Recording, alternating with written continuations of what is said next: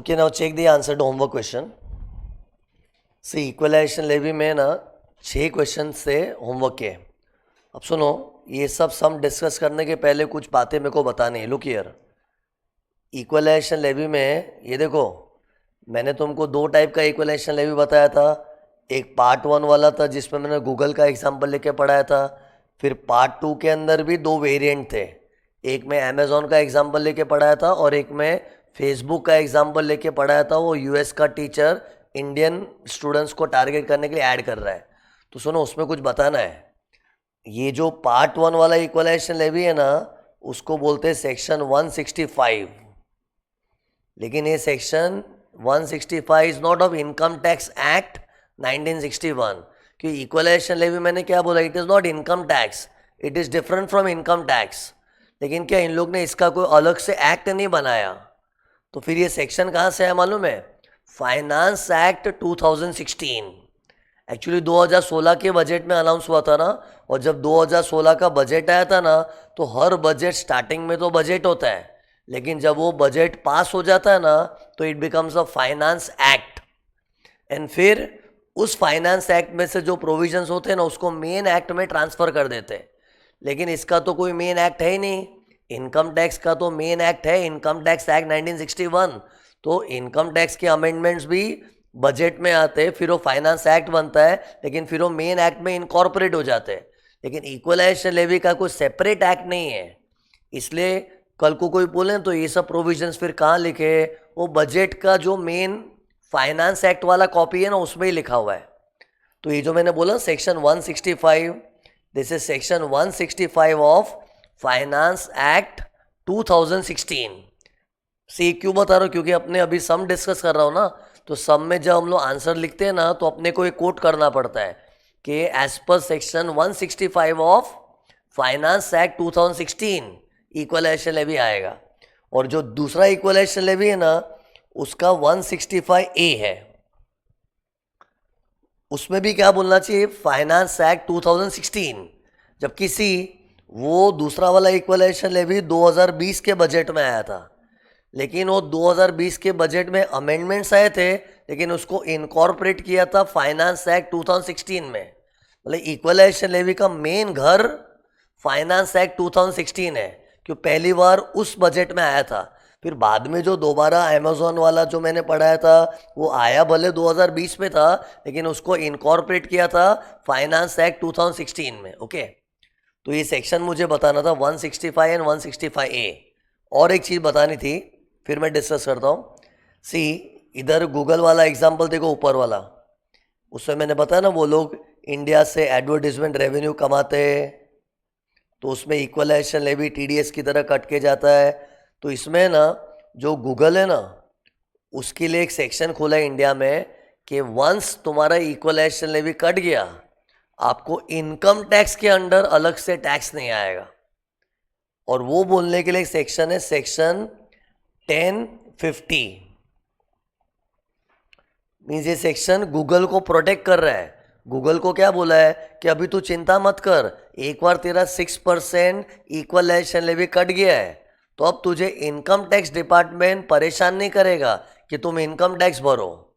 सी, actually तो income tax उनको वैसे आना भी नहीं चाहिए, क्योंकि गूगल का इंडिया में परमानेंट एस्टेब्लिशमेंट नहीं है, तो their income is not set to accrue or arise in India. तो वो लोग तो इनकम टैक्स में लायबल भी नहीं है. लेकिन क्या है, क्या भरोसा इनकम टैक्स वाले टॉर्चर कर लेवे तो गूगल को क्या बोल के कि 6% इक्वलाइजेशन लेवी तो ऐसे ही कटा था, मेन इनकम टैक्स आपको भरना पड़ेगा, ऐसा टॉर्चर कर सकते हैं.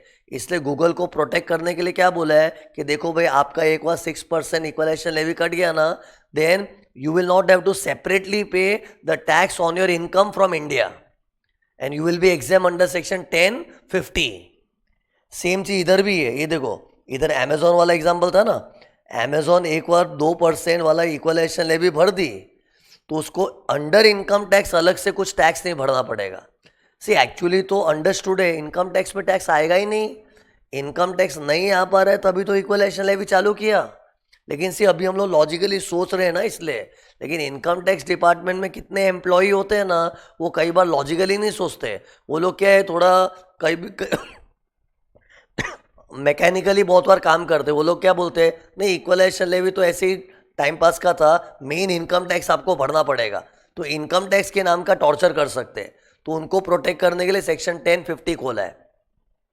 इन शॉर्ट चाहे मेरा अमेजोन का एग्जाम्पल हो, कि गूगल का एग्जाम्पल हो, कि मेरा ये फेसबुक वाला एग्जाम्पल हो, हर एक में लॉ ने क्या बोला है, once equalisation levy has been attracted you don't have to pay a separate tax under income tax law and you are exempt under 10 bracket में 50। तो ये चीज बतानी थी बस। अब हम लोग सम डिस्कस कर पाएंगे। सी फर्स्ट क्वेश्चन क्या था, MNO incorporation a country A based company. See कभी भी कंट्री ए कंट्री बी दिया हो ना, मतलब कोई फॉरेन कंपनी है, सॉरी फॉरेन कंट्री है, तो ये कोई फॉरेन कंट्री में लोकेटेड कंपनी है MNO, and it is carrying on business of manufacture and sale of furniture under the brand name Pure Wood in order to increase its share in Indian market.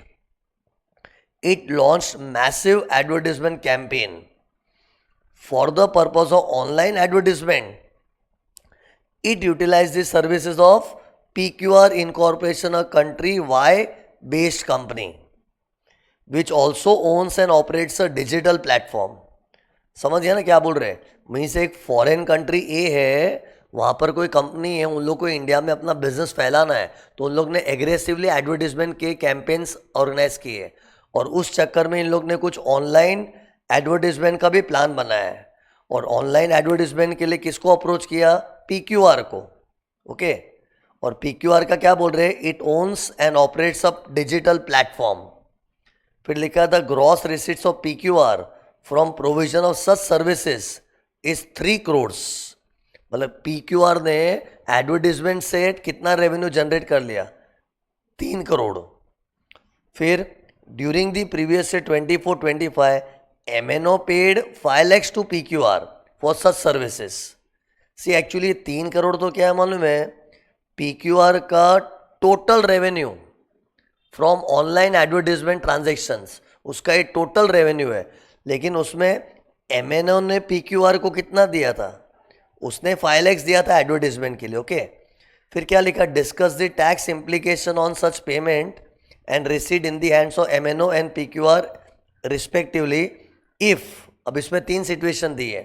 Situation 1 में क्या है, both MNO and PQR have no P in India, and दूसरे में MNO has P in India, PQR has no P in India, फिर PQR has P in India. जो भी एक एक करके डिस्कस करते हैं। पहला वाला देखो, पहले में क्या लिखा है, MNO and PQR has no P in India. तो सी दोनों का इंडिया में पी नहीं है। अरे तो अपने को इससे रिलेट करना, ये देखो सी इक्वलाइजेशन लेवी का समय है ना, कल वाला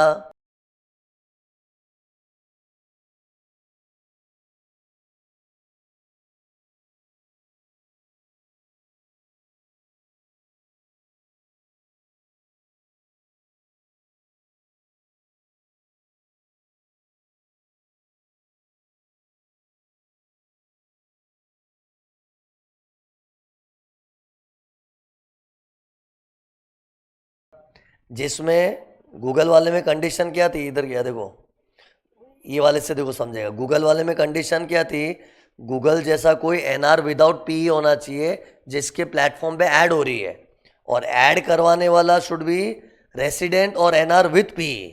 लेकिन इधर फर्स्ट क्वेश्चन में क्या पूछा है, MNO एंड PQR, मतलब एडवर्टीजमेंट करवाने वाला और जिसके प्लेटफॉर्म पे एडवर्टीजमेंट हो रही है, दोनों का इंडिया में पी नहीं है, और दोनों का इंडिया में पी नहीं है, मतलब ये वाली चीज स्ट्राइक होनी चाहिए। देखो है ना, देखो NR विदाउट पी को सर्कल किया है, और ऑनलाइन एडवर्टीजमेंट तो लिखा ही है, तो ये चीज स्ट्राइक होना चाहिए। लेकिन ये कब एक्टिवेट होता है, जब ये NR विदाउट पी, ये NR विदाउट पी, और total value of transaction should be more then 2 crore, okay. तो बस, और the advertisement should be targeting Indian customer, और वो तो इंडियन कस्टमर टारगेट करने का इन लोग ने बोला भी है। ये देखो क्या लिखा था, इधर लिखा था ना, किधर था एक सेंटेंस था, देखो, in order to increase it share in Indian market में अपना शेयर बढ़ाने के लिए इन लोग ने एडवर्टीजमेंट का कैंपेन किया है ना, तो ऑब्वियसली इन लोग की एडवर्टीजमेंट का target should be Indian audience. तो मतलब ये सीधा सीधा ये वाले केस में फिट हो रहा है। ओके, बट सी ये वाला इक्वलाइजेशन लेवी पार्ट 1 वाला है कि पार्ट टू वाला है? ये तो डिसकंटिन्यू हो गया 1 अगस्त से। तो सी अपने को है ना इधर अजम्पशन करके लिखना पड़ेगा कि अज्यूमिंग उसका ये जो 3 करोड़ का रेवेन्यू है विच वी आर हैप्पी के greater than equal to 2 crore है, बट वी आर अज्यूमिंग कि वो जुलाई तक ही हो गया था 2 करोड़। ऐसे तो पूरे साल का 3 करोड़ है, लेकिन अपने को पूरे साल की पड़ी नहीं क्योंकि ये वाला इक्वलाइजेशन लेवी जुलाई तक ही ऑपरेटिव था। तो अप्रैल मई जून जुलाई ये 4 महीनों में 2 करोड़ का हो ही गया था रेवेन्यू उन लोग का। ये अजम्पशन पे अपने को लिखना है। और ये जो 5 लाख का ट्रांजेक्शन हुआ था ना जिसमें एमएनओ ने पीक्यूआर का एडवर्टीजमेंट को पैसा दिया, ये भी ट्रांजेक्शन अज्यूम करना है 31 जुलाई के पहले पहले हुआ था। तो उस अजम्पशन के ऊपर अपना आंसर क्या होगा कि इक्वलाइजेशन लेवी दूसरा वाला जो है इट विल बी एप्लीकेबल। तो इधर दूसरा वाला एप्लीकेबल हो जाएगा। अब सुनो इसका आंसर देखो कैसे लिखा है, आंसर भी देखना।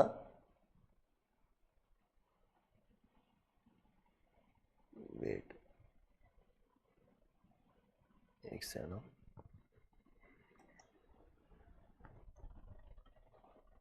ओके देखो इसका आंसर देखना। सी इक्वलाइजेशन लेवी का आंसर कैसे पेश करना चाहिए वो भी इंपॉर्टेंट है।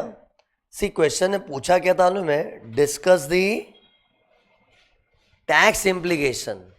अब डिस्कस दी टैक्स इम्प्लीकेशंस का मतलब क्या है, उसका टैक्सेशन में क्या इफेक्ट आएगा। सिर्फ डिस्कस करके बोलते हैं ना तो अपने को पूरा थियोरेटिकल वे में ऐसे पैराग्राफ फॉर्म में सेंटेंस फॉर्म में आंसर लिखना चाहिए, लेकिन सी आंसर लिखने के पहले अपने को लीगल प्रोविजन भी लिखना पड़ेगा, फिर इस सिचुएशन में क्या होगा वो लिखना है। तो सी इसका लीगल प्रोविजन देखो पहले मैंने कैसा लिखा है। सेक्शन 165 और 165A दोनों कोट कर दिया है। अरे दो टाइप का इक्वलाइजेशन लेवी है ना, इक्वलाइजेशन लेवी 1.0 और इक्वलाइजेशन लेवी 2.0। तो दोनों का पहले प्रोविजन लिख दिया है। और सी एक्चुअली दोनों लिखने की जरूरत क्यों पड़ रही है, क्योंकि इस सब में ना दोनों एप्लीकेबल हो रहे हैं। होमवर्क करने वाले देखे होंगे कि अभी मैंने जो ये क्वेश्चन 1 डिस्कस किया ना, मतलब क्वेश्चन 1 के अंदर पार्ट 1 उसके अंदर सेकेंड वाला इक्वलाइजेशन लेवी एप्लीकेबल हो रहा है, लेकिन और भी तो इसमें क्वेश्चन है ना। तो सिंस इस ओवरऑल क्वेश्चन में both the equalisation levy are being activated, तो दोनों का पहले लीगल प्रोविजन लिखना अच्छा रहता है।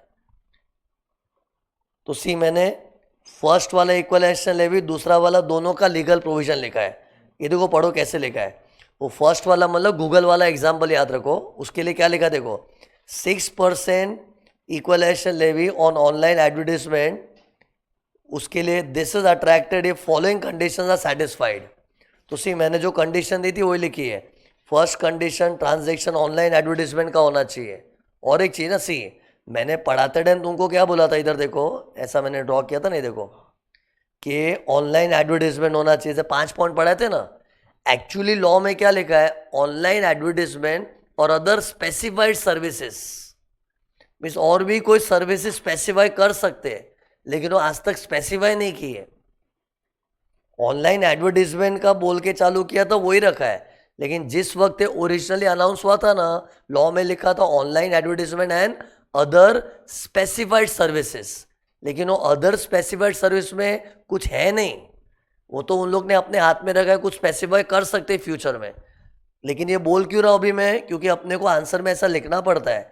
कभी भी अपने इसके प्रोविजंस को कोट करते हैं ना, तो ऑनलाइन एडवर्टीजमेंट के साथ ऐसा लिख देना चाहिए other specified services as may be specified by government which till now haven't been specified. तो ये देखो मैंने कैसे लिखा है,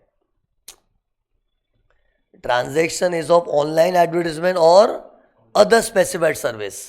फिर पेयर कौन होना चाहिए, अरे ये वो जो 4-5 पॉइंट है ना वही लिखा है मैंने। फिर पेयर कौन होना चाहिए, resident carrying on business in India और NR with P in India.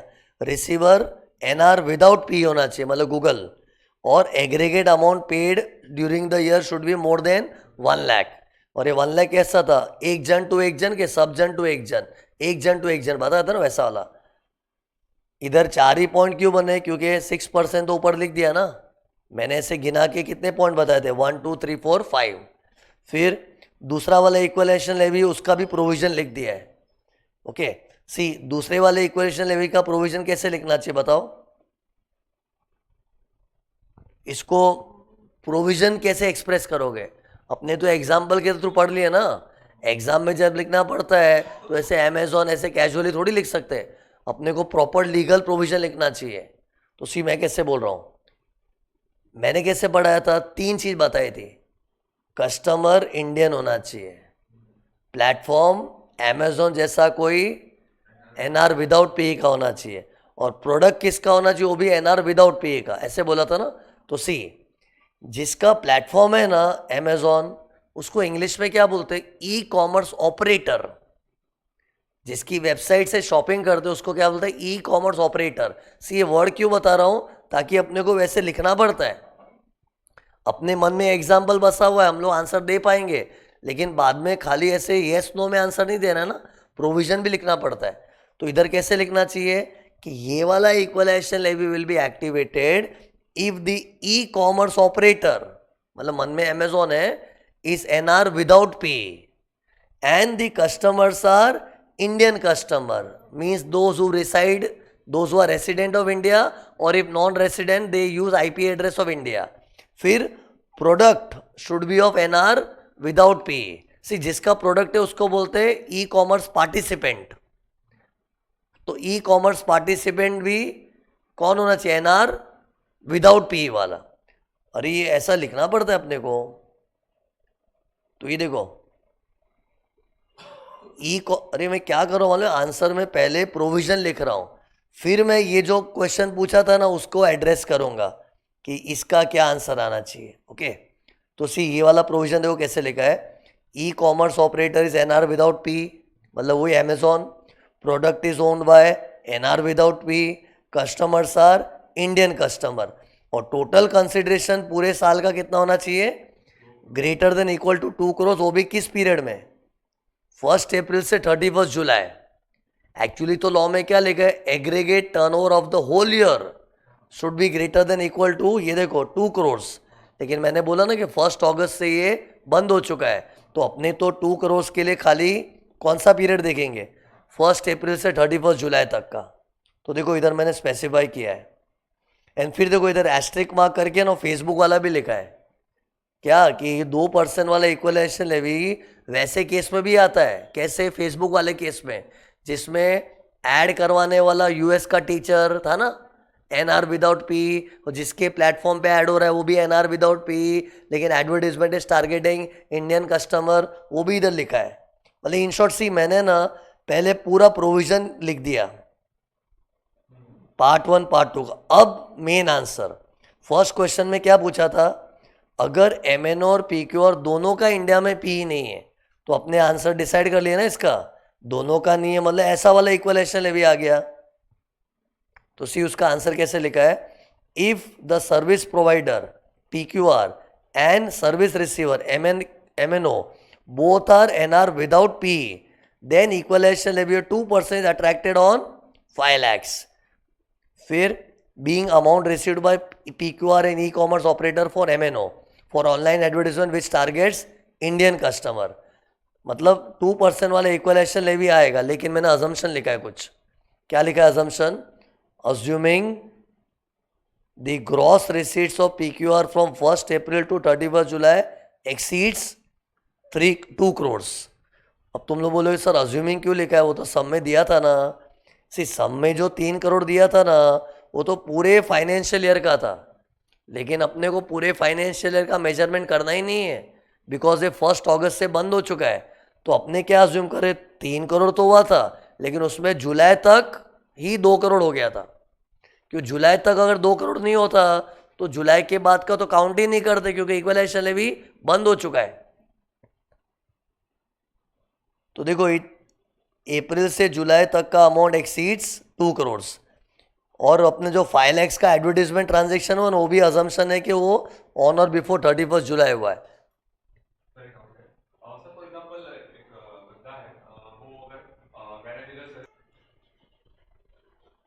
Okay look here, फिर सेकेंड क्वेश्चन क्या था? सेकेंड में क्या पूछा है? MNO has P in India but PQR has no P in India.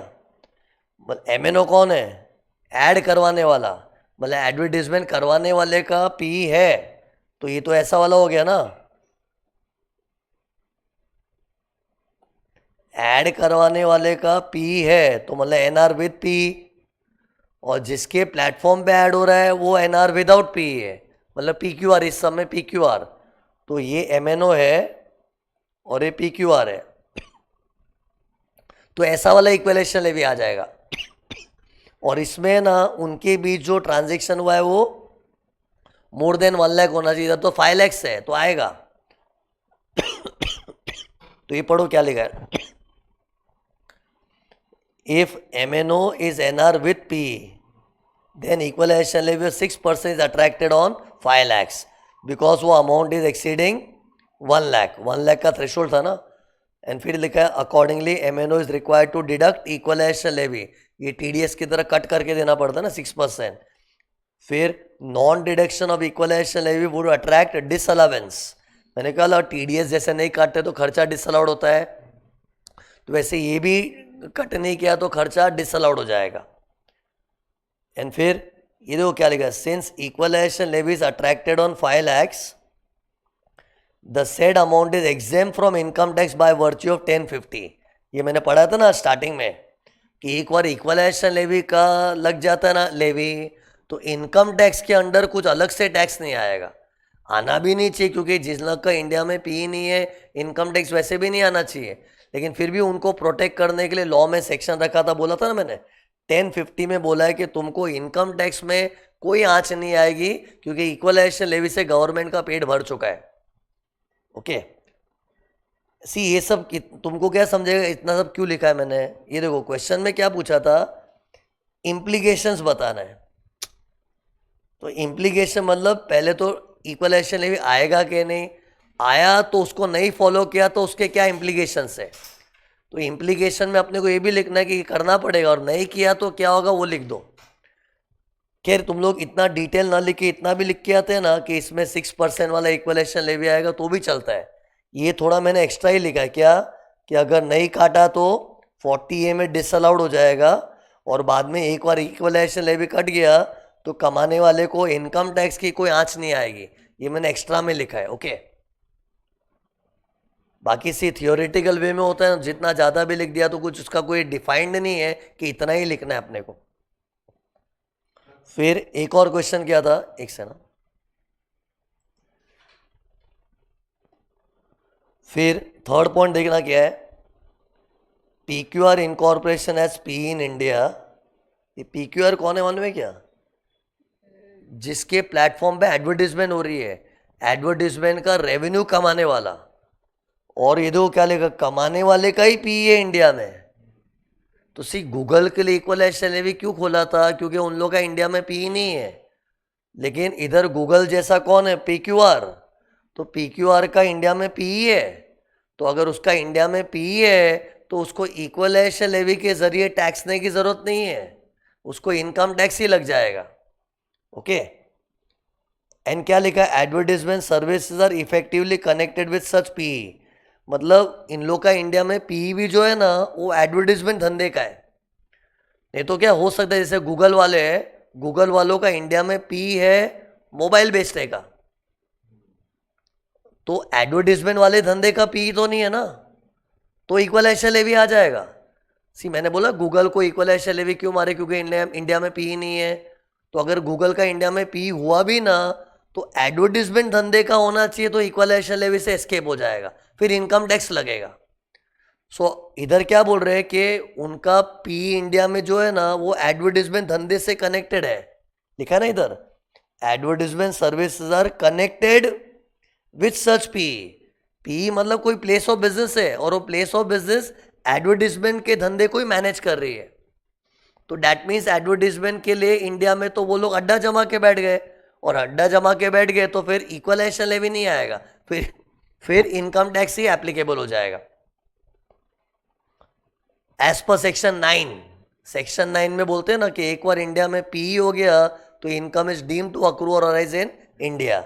ये देखो कैसे लिखा है इधर,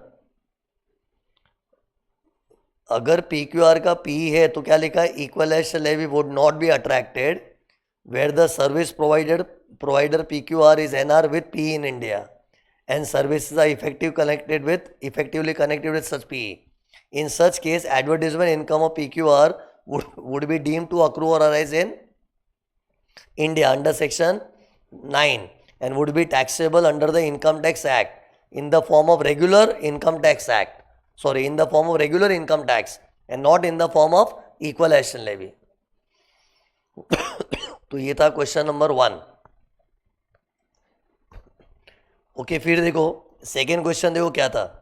सेकेंड क्वेश्चन में क्या लिखा था, mister Bharat has opened an office of Alpha private limited a country A based company, country A मतलब फॉरेन कंट्री है, in Pune from where he and Ashok execute the work of the company related to Indian operations.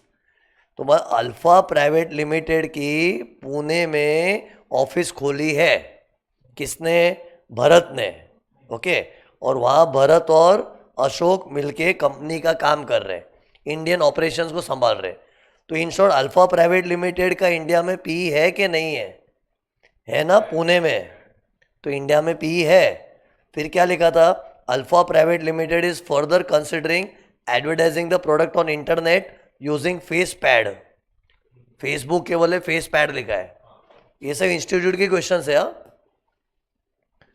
तो इन लोग advertisement करने का सोच रहे हैं। Advertisement करने की कौन सोच रहा है, अल्फा वाले, और एडवर्टीजमेंट करवाने वाला अगर रेसिडेंट है या NR विथ भी है तो फर्स्ट वाला आता है। अरे फर्स्ट वाले इक्वलाइजेशन लेवी में कैसा था, ऐड करवाने वाला रेसिडेंट होना चाहिए या NR विथ पी। तो अपने को हिंट तो मिल गया है, alpha limited is NR with P, लिखा ना, इन लोग की पुणे में ऑफिस है, और इधर ये भी लिखा कि इन लोग एडवर्टीजमेंट करने का सोच रहे हैं, they are considering advertising on internet, मतलब ऑनलाइन एडवर्टीजमेंट सोच रहे हैं। तो अपने को क्लियर कट ऐसी वाली हिंट मिल गई है। लेकिन जिसके प्लेटफॉर्म पे ऐड करवाए ना वो NR विदाउट पी हो ना, वो चेक करना बाकी है अपना। ये सब तो अपने को ग्रीन सिग्नल मिल चुका है अभी तक, पढ़ के मालूम पड़ेगा आगे क्या लिखा है। Alpha private limited enters into talks with Facepad for hosting desired advertisement. It negotiated a sum of 20 lakhs which is paid to FacePad for online advertisement services on in March 25. Assume FacePad does not have permanent establishment. ये देखो मैंने main चीजें underline की है। Add करवाने वाला उसका पुणे में बेस है, और जिसके प्लेटफॉर्म पे ऐड की है वो कौन है, फेसपैड, जिसका इंडिया में पी नहीं है। तो और अमाउंट भी देखो कितना है, 20 lakhs। तो इधर फिट हो गया ना ये वाले में, तो 6% वाला आ जाएगा। एक से ना पूछा क्या है, is the fee paid for online advertisement by Alpha to Facepad taxable in India, examine. तो टैक्सेबल इन इंडिया मतलब क्या लिखना, टैक्सेबल है कि नहीं है। तो क्या बोलना चाहिए, अंडर इनकम टैक्स तो टैक्सेबल नहीं है, क्योंकि इधर कमा रहा है फेसपैड और उसका इंडिया में पी नहीं है, तो उसको इनकम टैक्स तो नहीं आएगा, लेकिन इक्वलाइजेशन लेवी उसको 6% कट के मिलेगा। फटाफट देख लो इसका सॉल्यूशन। सी इधर भी मैंने ना इक्वलाइजेशन लेवी का पूरा प्रोविजन लिखा है, लेकिन 6% वाले का ही लिखा है, ये देखो, क्योंकि ये वाले सम में ना पूरा सम 6% वाले लेवी के ऊपर बना है। सी अपने को क्वेश्चन जज करना चाहिए कि 6% वाले को लेके बना है ना, तो उसका प्रोविजन लिख देना चाहिए। सी हमेशा के सेफ्टी के लिए पूरा लीगल प्रोविजन छाप के आगे ना, फिर कंक्लूजन अपने ओन लैंग्वेज में लिख के दे दो, है नहीं है इक्वलाइजेशन लेवी आएगा नहीं आएगा, लेकिन ये प्रोविजन एकदम सिस्टमेटिकली लिख देना चाहिए। तो 6% वाले का प्रोविजन लिख दिया है, उसका सेक्शन बता था ना 165। फिर ये देखो फर्स्ट वाले का क्या आंसर लिखा है, alpha is NR with P और फेसपैड इज NR विदाउट पी, और अमाउंट 20 लाख है, तो ऐसे में 6% वाला इक्वलाइजेशन लेवी आ जाएगा। ठीक है, वो तो नॉर्मल था। सेकेंड क्वेश्चन देखो, if the answer to A is in affirmative, मतलब पॉजिटिव, आंसर पॉजिटिव है, तो is there any requirement to deduct equalisation levy? If equalization levy is not deducted, what are the consequences? तो is there any requirement to deduct equalization levy? Yes. तो सी first point में तो खाली लिखना था equalisation levy आएगा, income will be taxable but not under income tax but equalisation levy. अब क्या बोल रहे हैं, उसमें कुछ कट वट करना पड़ेगा तो क्या यस, कट तो करना ही पड़ेगा। नहीं कट किया तो, नहीं कट किया तो देखो मैंने क्या बताया था नहीं काटना किया तो उतनी अमाउंट की पेनल्टी भरनी पड़ेगी। सी कॉन्सिक्वेंस मतलब है ना, पेनल्टी वाला लिखना ज़्यादा इंपॉर्टेंट है। सी ये डबल तो मैंने तुमको बताया, नहीं काट बोला था ना, काटा है तो काटेला भर, नहीं काटा है तो जेब से भर, तो जेब से तो लेवी भरा, लेकिन कॉन्सिक्वेंस क्या है, उतनी अमाउंट की पेनल्टी भरी, फिर वो खर्चा भी डिसअलाउड हो जाएगा। सी खर्चा तो अलाउ करने के लिए क्या है, इक्वलाइजेशन लेवी को काटो और काट के due date of filing return तक डिपॉजिट करो, और काटा ही नहीं तो खर्चा भी डिसअलाउड 40A। और ये सब कॉन्सिक्वेंस मत लिखना। सी ये सब क्या है, अगले महीने के साथ तक डिपॉजिट नहीं किया तो ओके इतना, क्योंकि इन लोग क्वेश्चन में डिपॉजिट को लेके नहीं पूछ रहे, क्या पूछा है, if not deducted what would be the consequence. ऐसे लिखने बैठो तो बहुत कुछ है मेरे नोट्स में से लिखने के लिए, लेकिन ये वाले कॉन्सिक्वेंस है ना, इंटरेस्ट 1% वाला, ये 1000 पर डे, अगर लेट डिपॉजिट को लेके पूछा हो तो, लेकिन इधर लेट डिपॉजिट को लेके क्वेश्चन नहीं बनाया, नहीं काटा तो क्या आएगा, तो बस उतने अमाउंट की पेनल्टी भरनी पड़ेगी।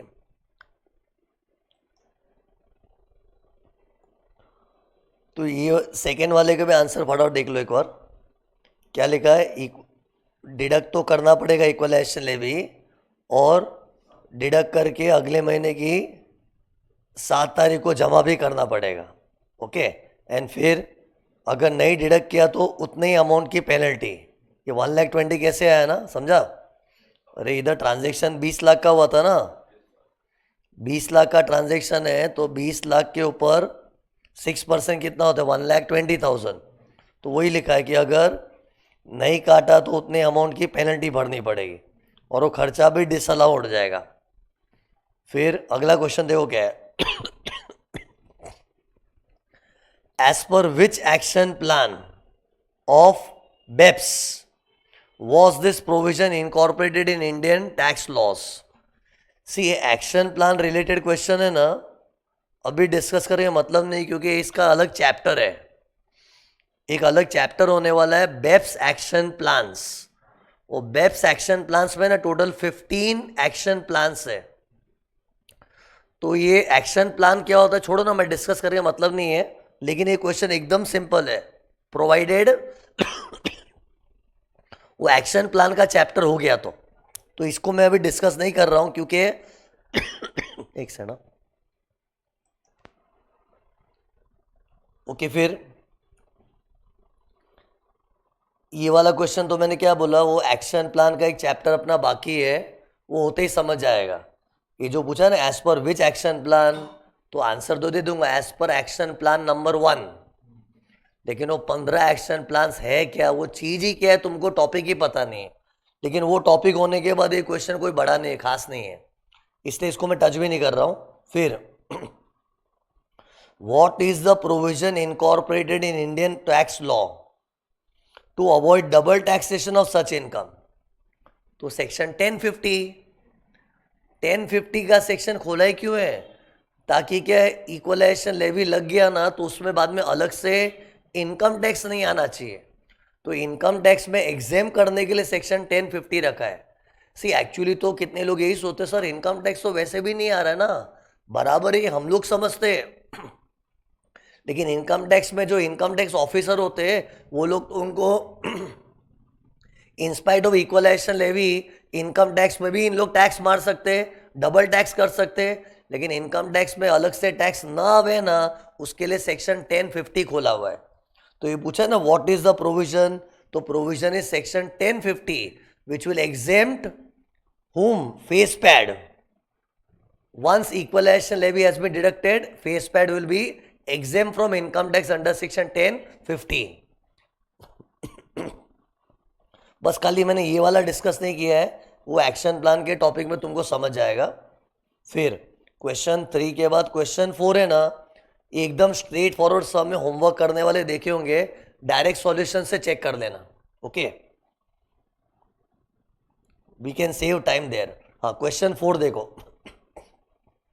क्वेश्चन 4 में क्या है, Sun limited Indian company is engage in the business of manufacture and sale of carpets to expand its international sales. ये इंडियन कंपनी याद रखना। To expand international sale, it hire the service of London based company Shine incorporation for online advertisement. तो जिसके platform से advertisement करवा रहे हो कौन है, लंदन बेस्ड कंपनी, उसका नाम है शाइन, और उसका इंडिया में पी भी नहीं है। तो जैसे मेरे एग्जाम्पल में था ना, गूगल के प्लेटफॉर्म पे ऐड करवा रहे, इधर गूगल के बदले कौन है, शाइन, और उन लोग का इंडिया में पी भी नहीं है। लेकिन ऐड कौन करवाने वाला है, सन लिमिटेड, वो तो इंडियन कंपनी है, मतलब रेसिडेंट। तो अपने को ये वाली हिंट मिल गई, देखो ये वाली, ऐड करवाने वाला रेसिडेंट है कोई, कौन था, सन लिमिटेड, इंडियन कंपनी, और जिसके प्लेटफॉर्म से ऐड करवा रहे हो लंदन बेस्ड कंपनी है, Shine Limited without P in India.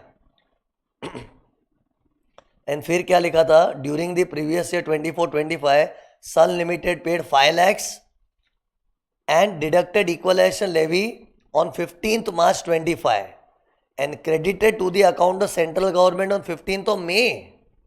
मतलब इन लोगों ने इक्वलाइजेशन लेवी कट भी कर दिया है, लेकिन कट कब किया, 15th मार्च को। डिपॉजिट कब किया, 15th मई को।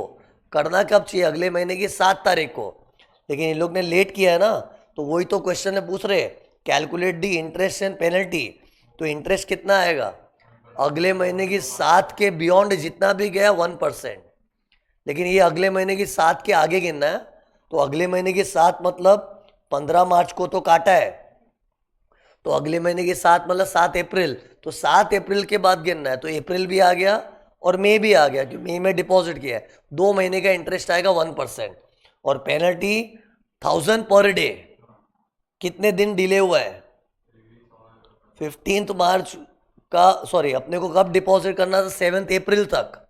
तो 7 अप्रैल तक नहीं किया और 15 मई को किया, तो कितना दिन डिले हुआ, अप्रैल में 30 दिन होते हैं ना, तो 7 तक तो डिपॉजिट कर ही सकते हैं। तो अप्रैल में 23 डेज का डिले हुआ, और मई में 15 दिन, तो टोटल 38 डेज का डिले है, और पर डे का 1000 रुपीज पेनल्टी, तो 38,000 आता है। लेकिन it should not exceed the amount of levy. Levy कितना आ रहा है इधर, 5 lakhs पे 6% लेवी है, तो लेवी खुद ही 30,000 है, तो 30,000 से ज़्यादा पेनल्टी नहीं हो सकता है। The amount of penalty should not exceed the amount of levy. तो ये देखो इसका आंसर कैसे लिखा है। पहले तो इंटरेस्ट कैसे निकाला, जितना भी लेवी था 5 लाख का 6% इंटू 1% और 2 महीना, 2 महीना समझा ना कैसे ना, अप्रैल और मई, और 1000 पर डे वाली पेनल्टी एक्चुअली तो 38,000 आ रहा है, बट रेस्ट्रिक्टेड टू 30,000। फिर और क्या पूछा था, what are the circumstances under which penalty can not be imposed. ये एक्चुअली ना जनरल क्वेश्चन है। इधर क्या पूछ रहे हैं, ऐसा हो सकता है कि पेनल्टी ना लगे। तो सुनो, इसके लिए तो चाहे इनकम टैक्स होगी, इक्वलाइजेशन लेवी, कभी भी पेनल्टी से बचना हो तो we have to give genuine reason. तो अगर कोई जेन्यून रीजन है for the default made by the assessee, then penalty can be waived. ऐसा इनकम टैक्स में भी मैंने एक दिन बोला था, मालूम है।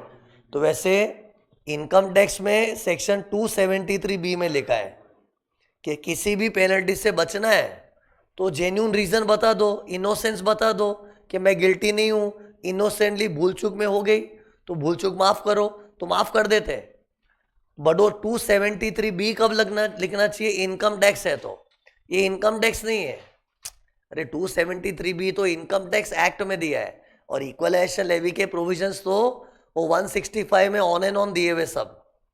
तो इधर सेक्शन वेक्शन मत लिखो, खाली लिख दो कि हाँ पेनल्टी से बच सकते हैं if there is a genuine reason for committing the fault. Sir जैसे कल मैंने 273 का तो बैरेक में देखा तो उसमें स्पेसिफिक सेक्शंस का मेंशन है। तो फॉर एग्जांपल जैसे 299 एसएस में पेनल्टी लगती है जो अमाउंट ऑफ वो, तो सर वो मैं एक्सेप्ट करा सकूं, फिर वो तो लगेगी नहीं ना? 273 बी जो मैंने इनकम टैक्स से पढ़ाया था ना कि हम लोग पेनल्टी से बच सकते हैं, मैंने तुमको जनरल में बोला था, लेकिन पेनल्टी से बच सकते हैं ना उसकी भी लंबी लिस्ट है कि कौन कौन सी पेनल्टी से बच सकते हैं।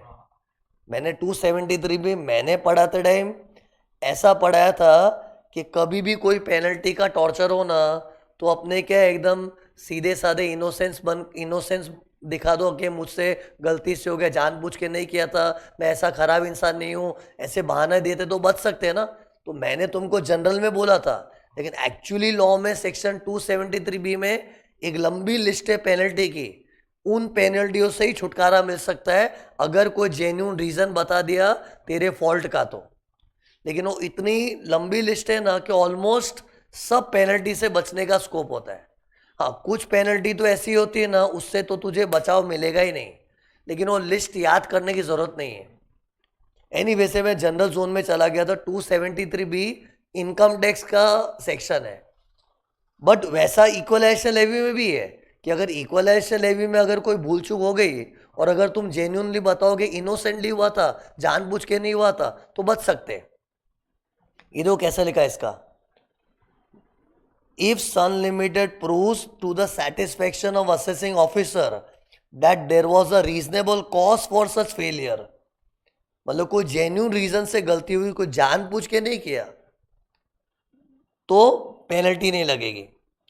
एंड फिर अगर पेनल्टी लग भी जाती है ना तो अपॉर्चुनिटी बीइंग हर्ड देना पड़ता है। ये एक्स्ट्रा पॉइंट लिखा है, इसकी जरूरत नहीं थी, लेकिन इधर क्या लिखा है कि अगर पेनल्टी लेवी भी करेंगे ना तो ऐसे ठोप नहीं सकते, अपॉर्चुनिटी बीइंग हर्ड देना चाहिए। एनीवेज ये कोई स्पेसिफिक इक्वलाइजेशन लेवी की चीज नहीं, जनरल क्वेश्चन था, लेकिन क्या एग्जाम में आया था इसलिए अपने सब कम सम कर रहे। ये सब पास्ट पेपर के ही क्वेश्चन है। फिर Sun limited is aggrieved by the order imposing penalty, what is the time limit for filing the appeal against the order. Means अगर पेनल्टी लेवी कर दी, सो पहले तो क्या रहे, अगर जेन्यून रीजन है तो बच सकते हैं, लेकिन अगर पेनल्टी लेवी कर दी और अगर अपने को अपील करना है तो कितने टाइम में अपील करना है।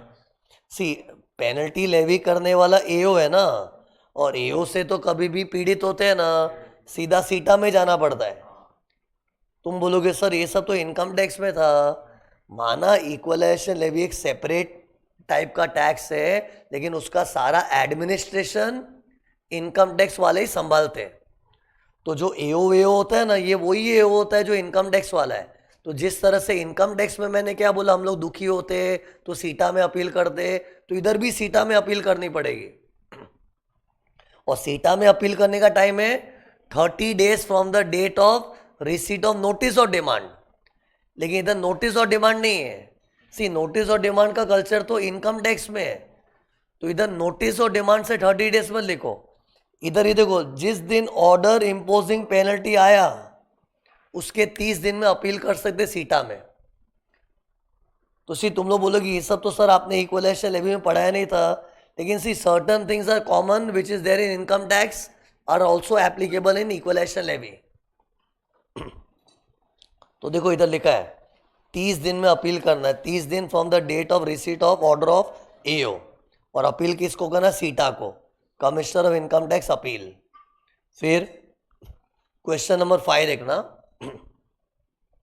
अटीवना a non-resident company incorporated in US engaged in manufacturing of computer hardware and software।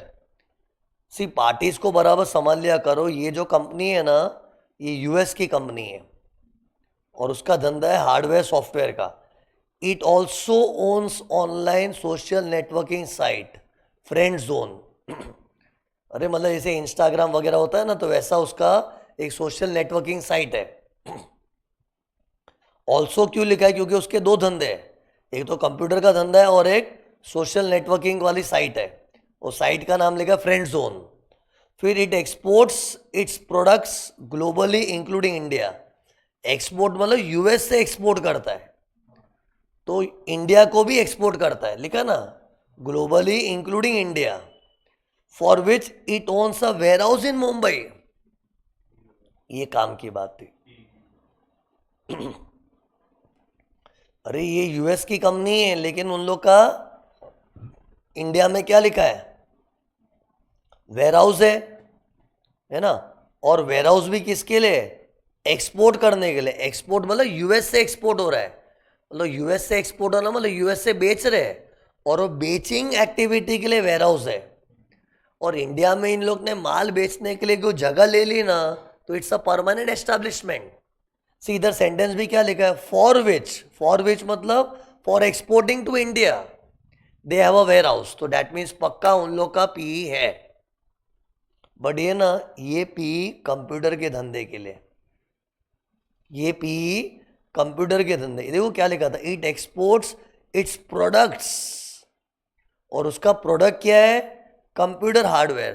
तो कंप्यूटर के धंधे के लिए उनका पीई है, लेकिन इन लोग का तो दो धंधा है। दूसरा धंधा कौन सा है, सोशल नेटवर्किंग वाला वेबसाइट है, लेकिन उसका कोई उन लोग का इंडिया में पीई नहीं है। तो अगर ऑनलाइन सोशल नेटवर्किंग की बात हो रहा ना, तो उस मामले में बोलना चाहिए they are without PE. Yes, they have PE for computer का धंधा। अब पढ़ो, आगे पढ़ के समझेगा क्या पूछ रहे। Ari limited, an Indian company, imports computer hardware and software for Ativana. Means India की कोई कंपनी है ना, वो यूएस वाले से कंप्यूटर मंगाती है। फिर during 24-25 Ari did not import any article from Ativana but paid 5,45,000 to Ativna for advertising his business on the platform of Friend Zone. कौन किसको दिया, अरी लिमिटेड ने अटीवना को दिया।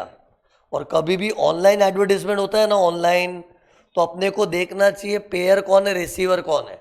अरे ये दिमाग लड़ाना चाहिए, क्योंकि सी ऑनलाइन एडवर्टीजमेंट में सुन, अगर पेयर रिसीवर दोनों एनआर विदाउट पीई है तो सेकेंड वाला इक्वलाइजेशन लेवी आता है।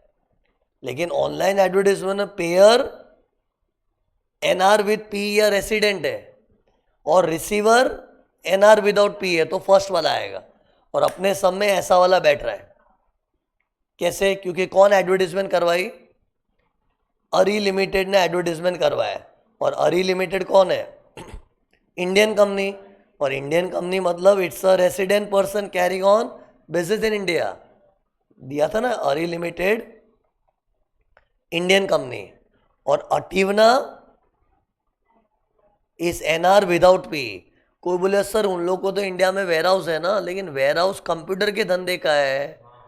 एडवर्टीजमेंट ट्रांजैक्शन के लिए तो अलग से उन लोग का धंधा है ना, ऑनलाइन नेटवर्किंग साइट है, और वो सोशल नेटवर्किंग साइट के लिए इंडिया में कोई पीई नहीं है। तो एनआर विदाउट पीई हो गया, तो ये वाला इक्वलाइजेशन लेवी आ जाएगा। और अमाउंट भी 1 लाख से ज़्यादा होना चाहिए ना, कितना था, 5,45,000 था, तो आएगा। सी इन लोगों ने जानबूझ के वेयर हाउस वाला माहौल बनाया है, ताकि आधे बच्चे लोग तो क्या सोचे, अरे अटीवना का तो इंडिया में पीई है, लेकिन वो पीई किस चीज के लिए, कंप्यूटर के धंधे के लिए, और कंप्यूटर नहीं है।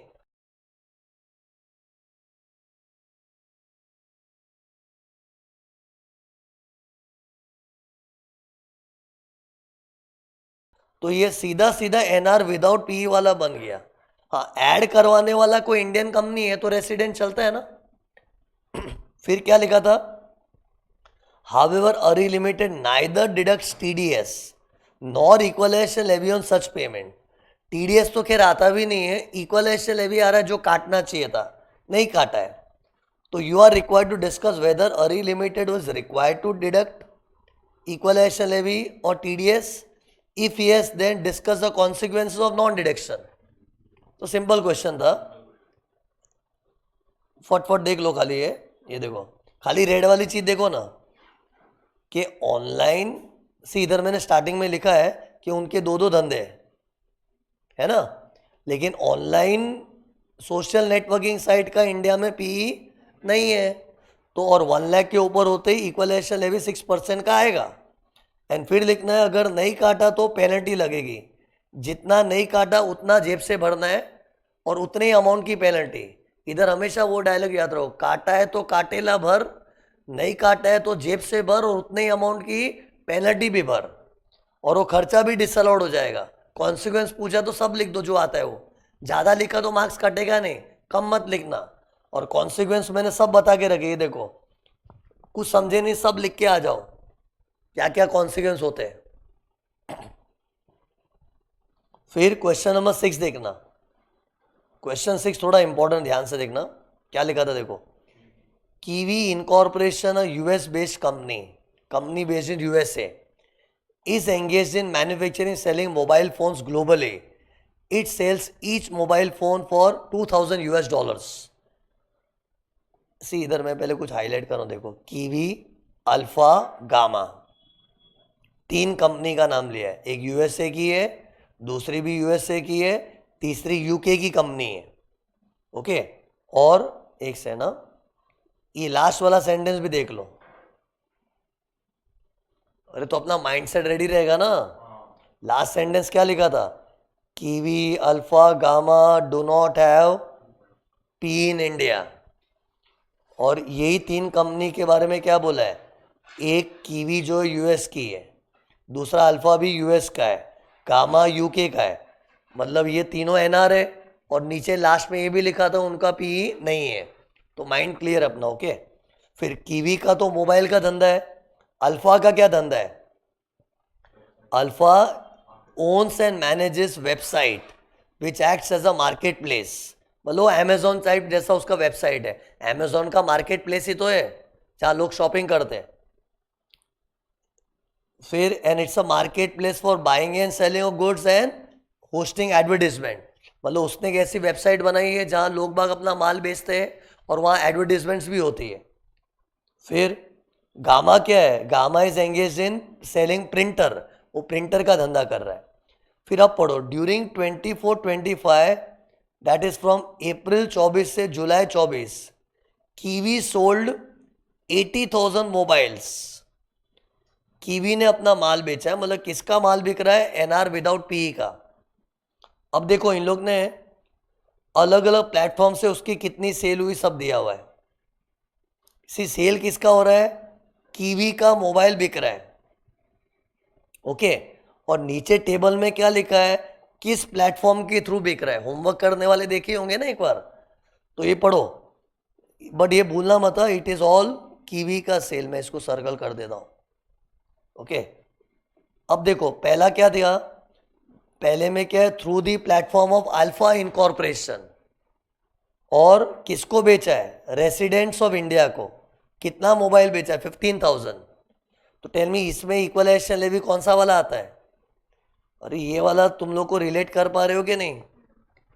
सी ये वाली बुद्धि कब चलनी चाहिए, जब सुन प्लेटफॉर्म जिसका है वो एनआर विदाउट पी होना चाहिए, और प्रोडक्ट जिसका बिक रहा है वो भी एनआर विदाउट पी चाहिए, कस्टमर देसी कस्टमर होना चाहिए। सी ये वाले इक्वलाइजेशन में 3 कंडीशन रट लो, कि जिसकी वेबसाइट है, जिसका प्लेटफॉर्म है वो एनआर विदाउट पी, अमेजोन जैसा, और जिसका माल बिक रहा है वो भी क्या था, एनआर विदाउट पी होना चाहिए।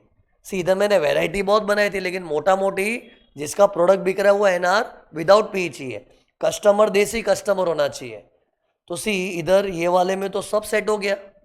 किसकी वेबसाइट से माल बिका, alpha with NR without P, जैसा मेरा अमेजोन था। और माल किसका बिक रहा है, कीवी का, और कीवी भी एनआर विदाउट पी है। मतलब जो प्रोडक्ट लिखा था मेरी ड्रॉइंग प्रोडक्ट, तो प्रोडक्ट कीवी का है, और बेचा किसको है, रेसिडेंट्स ऑफ इंडिया, तो इंडियन कस्टमर। तो ये इक्वलाइजेशन लेवी में आ जाएगा। लेकिन सी ये कौन सा वाला इक्वलाइजेशन लेवी है, पार्ट 2 वाला। और पार्ट 2 वाला इक्वलाइजेशन लेवी कब आता है, किसको आता है मालूम है, पार्ट 2 वाला इक्वलाइजेशन लेवी, जिसका प्लेटफॉर्म है। प्लेटफॉर्म किसका है, सी माल तो कीवी का बिका, माल तो कीवी का मोबाइल बिका है, लेकिन किसके प्लेटफॉर्म से बिका, अल्फा। तो अल्फा की जिम्मेदारी इक्वलाइजेशन लेवी। जैसे मेरे एग्जाम्पल में था ना, प्रोडक्ट तो दुनिया भर के बिक रहे हैं, लेकिन इक्वलाइजेशन लेवी तो अमेजोन के सिर पे आता है ना, जिसका प्लेटफॉर्म है, उसको बोलते हैं ई कॉमर्स ऑपरेटर। लेकिन वो 2 करोड़ होना चाहिए उसकी प्लेटफॉर्म से टोटल सेल ना। तो सी ये तो एक ही सेल है, ऐसे अल्फा के प्लेटफॉर्म से कुल कितनी सेल हुई है देखना है। और तुम लोग देखोगे ना यही बहुत ऊंच हो गया है। कितना मोबाइल बिका है देखो, तुमको बता रहा हूं, एक मोबाइल की सेलिंग प्राइस क्या है, $2000 है, और $1 का अमाउंट कितना है, 80 रुपीज। तो कैलकुलेशन करके देखो, $1 ₹80 याद रखना। तो 15,000 मोबाइल इंटू $2000 का मोबाइल और $1 ₹80 का, यही कितना आ गया, कितना है मल्टीप्लाई करके, 1 करोड़ कितना आ रहा है, अरे अमाउंट नहीं मतलब 15,000 इंटू 2,000 इंटू 80,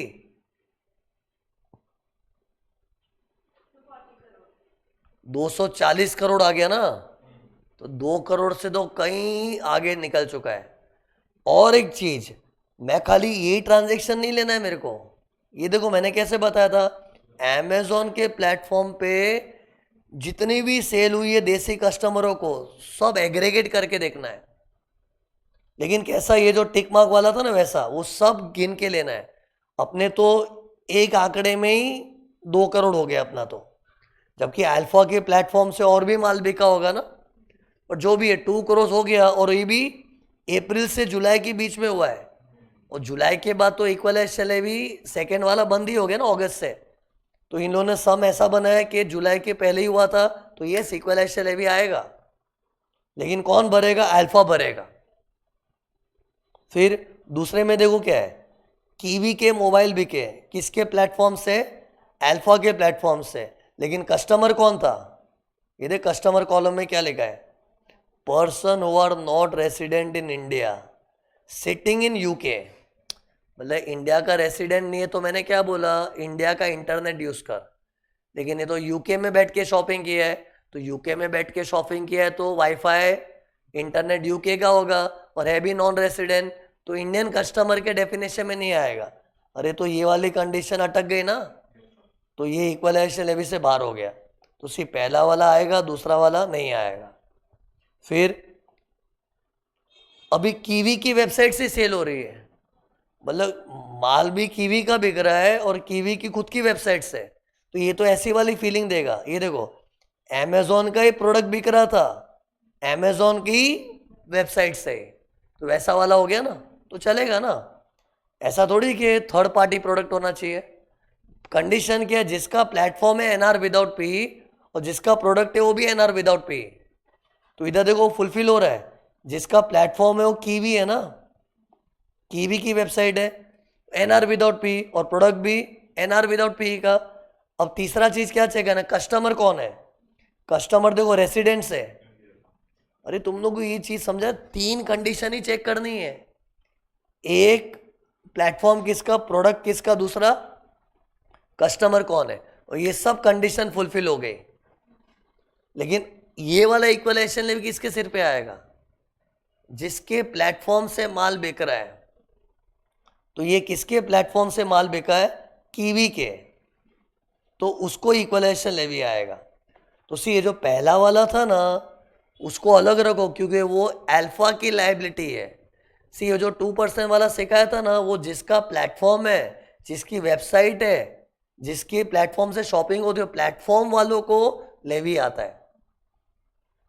तो ये वाला अलग हो जाएगा, अल्फा वाला अलग है, क्योंकि दोनों में दोनों अलग जन को इक्वलाइजेशन लेवी आ रहा है। और ये भी चेक करो कीवी के प्लेटफॉर्म से सेल कितनी हुई है। एक्चुअली कीवी के प्लेटफॉर्म से एक और सेल है, नेक्स्ट वाली देखो ना। फिर हम लोग 2 करोड़ हुआ कि नहीं चेक करेंगे। ये मत बोलो सर चेक कर लिया ना, अरे वो तो अल्फा के लिए चेक किया था, अल्फा का अलग लाइबिलिटी है। अब कीवी का प्लेटफॉर्म तो वो अलग पर्सन, उसकी अलग लाइबिलिटी है। लेकिन कीवी की सेल एक और दी आगे, देखो कीवी के प्लेटफॉर्म से दूसरा जो सेल दिया ना, ये देखो ये वाला, ये किसको किया था, नॉन रेसिडेंट्स को, जो इंटरनेट भी यूके का यूज कर रहे, तो इंडियन कस्टमर नहीं है, इंडिया का रेसिडेंट भी नहीं है, इंटरनेट भी इंडिया का यूज नहीं कर रहा है, तो इक्वलाइजेशन लेवी में फॉल नहीं होगा। और वापस जो कीवी ने अपने फिजिकल स्टोर से बेचा है, और फिजिकल स्टोर के लिए इक्वलाइजेशन लेवी नहीं है। अरे इक्वलाइजेशन लेवी ऑनलाइन प्लेटफॉर्म से जो माल बिकता है उसके लिए। तो tell me, total 2 equalisation levy है, एक जो अल्फा को भरना पड़ेगा, दूसरा जो कीवी को भरना पड़ेगा। अल्फा का तो चेक कर लिया, greater than equal to 2 crore था। कीवी का भी चेक कर लो, कीवी के प्लेटफॉर्म से कितना माल बिका है। सी उसमें ये वाला मत गिनना, ये 12,000 वाला। सी मैंने इधर बताया था ना, ये जो टिक वाले हैं ना, जो इक्वलाइजेशन लेवी में कवर होते हैं, वो greater than equal to 2 crore होना चाहिए ना, जो कवर होते हैं इक्वलाइजेशन लेवी में। तो अपने सब में कवर ये 7,000 वाला ही सेल हो रहा है। 12,000 वाला तो भले कीवी के प्लेटफॉर्म से सेल हुआ, लेकिन कवर नहीं हो रहा है ना इक्वलाइजेशन लेवी में, क्यों यूके के कस्टमर्स है। तो इसका कितना आया, 7,000 मोबाइल इंटू $2,000 का एक मोबाइल इंटू 80, तो ये भी 2 करोड़ हो रहा है। तो इसमें भी इक्वलाइजेशन लेवी आएगा। तो लास्ट वाले केस में फिजिकल स्टोर की जगह ऑनलाइन स्टोर तो लेवी लग जाता है। सी ये फिजिकल स्टोर है इसलिए इक्वलाइजेशन लेवी नहीं आया ना, क्योंकि equalisation levy is for online business only. तो टेल मी, अगर ये फिजिकल स्टोर नहीं होता, तो फिजिकल स्टोर नहीं होता तो वेबसाइट से होना चाहिए।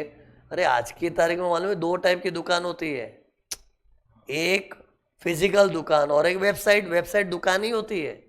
तो मेरा तो कितना वीडियो लेक्चर वेबसाइट से बिकता है, तो मेरे लिए मेरी जो वेबसाइट है CA-shirishvyas.com, it's like a shop for me. वो 24 घंटा दुकान खुली है, बच्चा जब चाहिए तब वीडियो खरीद सकता है, वो दुकान है। लेकिन मेरा फिजिकल स्टोर है कि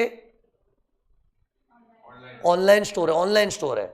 और ऑनलाइन स्टोर का ही इक्वलाइजेशन लेवी है। ये तो मैंने मालूम इक्वलाइजेशन लेवी का चैप्टर के स्टार्ट में बता दिया था, it is only for online. ये मैंने कल स्ट्रेस करके भी बोला था। तो जो फिजिकल स्टोर है तो वो इक्वलाइजेशन लेवी में कवर नहीं होगा, ओके। और फिजिकल स्टोर भी किधर है, यूएस में। तो कीवी भी यूएस वाला है, और उसका दुकान भी यूएस में। और माल कौन खरीदा, इंडिया के लोग। अरे इक्वलाइजेशन लेवी तो आएगा नहीं, मैं इनकम टैक्स चेक कर रहा हूं। अरे इनकम टैक्स आ सकता था ना, अगर यूएस वाली कंपनी कीवी अगर इंडिया में अड्डा जमा के बैठ जाती, तो अड्डा मतलब फिजिकल स्टोर। लेकिन इन लोगों का फिजिकल स्टोर भी कहाँ है, यूएस में। तो फील करो यूएस में कोई अलग स्टोर है, तो इंडियंस लोग वहाँ जाते होंगे तो शॉपिंग करते होंगे। तो इंडिया वालों को तो इक्वलाइजेशन लेवी तो छोड़ो, इनकम टैक्स भी नहीं मिलेगा। हाँ, अगर ये फिजिकल स्टोर उन लोग की इंडिया में होती, फिर तो इंडिया में उन लोग का परमानेंट एस्टैब्लिशमेंट ही हो जाता, तो फिर इक्वलाइजेशन लेवी आता ही नहीं, फिर तो कोई वाला भी नहीं आता। अगर इंडिया में पी हो गया ना मोबाइल के दुकान का, तो फिर इक्वलाइजेशन लेवी बनता ही नहीं। इसलिए इन्होंने फिजिकल स्टोर भी यूएस में रखी है। फिर देखो एक और चीज़ है, ये हो गया। फिर अलग से कुछ दिया है, gamma LLC enters into contract with alpha for publishing it's advertisement on the website of alpha. ये एडवर्टीजमेंट आ रहा है, और जैसे एडवर्टीजमेंट का दिखा ना, अपने दिमाग में ये 2 चीज़ घूमनी चाहिए, या तो ऐसा वाला होगा या ऐसा वाला होगा। अरे ऑनलाइन एडवर्टीजमेंट के 2 ही सिचुएशन बन सकती है, या तो ऐड करवाने वाला resident NR with P on the platform of NR without P, या फिर NR without P to NR without P। वो चेक करना कैसा है। और तुम लोग को देख के समझ ही गया होगा, गामा और अल्फा दोनों NR विदाउट P है।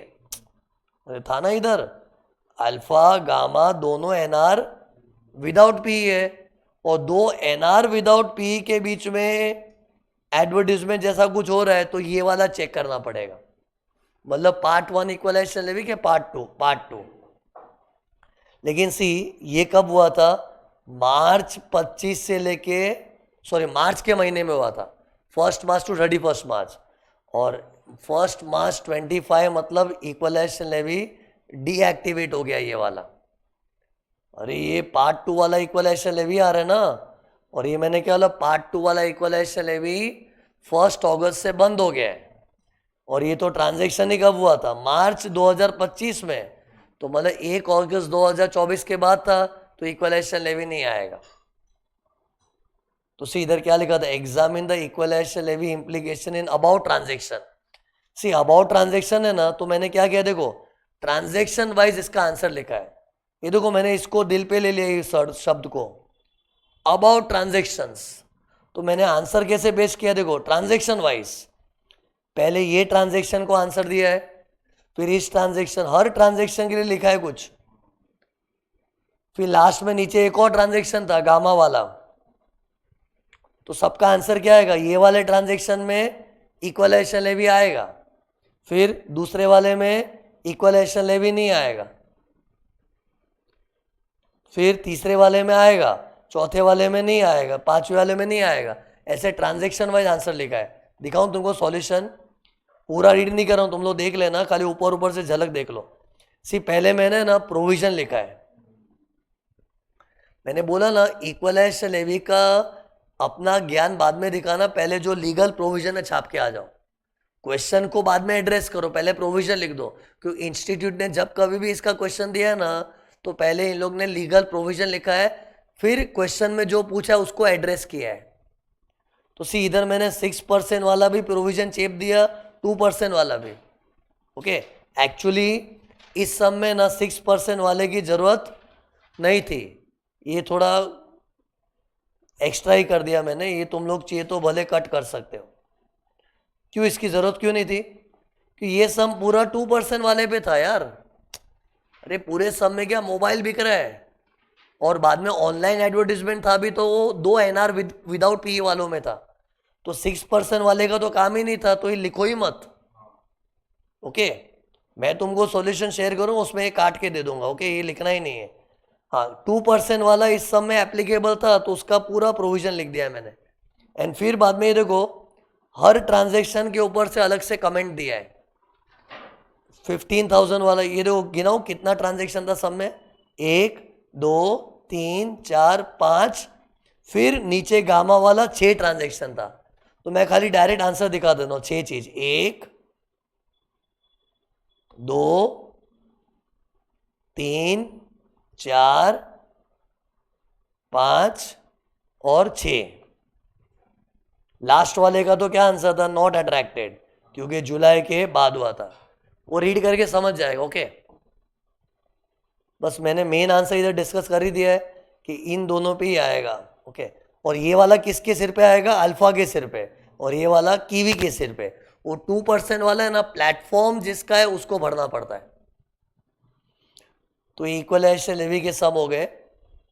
तो बस इक्वलाइजेशन लेवी का टॉपिक समाप्त.